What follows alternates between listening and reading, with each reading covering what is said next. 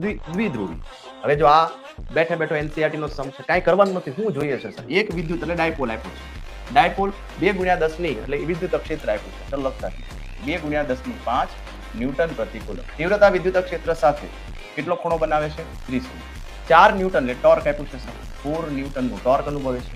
દ્વિધ્રુવીની લંબાઈ 2 સેન્ટીમીટર હોય એટલે 2a બરાબર આપ્યું છે તમને 2 સેન્ટીમીટર. તો વીજભારની ગણતરી કરો.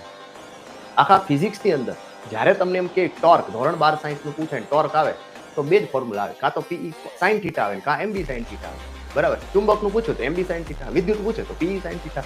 તો બસ એ જ ફોર્મ્યુલા, ટોર્ક બરાબર પીઈ સાઇન થીટા. એમાં ટોર્ક બરાબર 2a q e sine theta.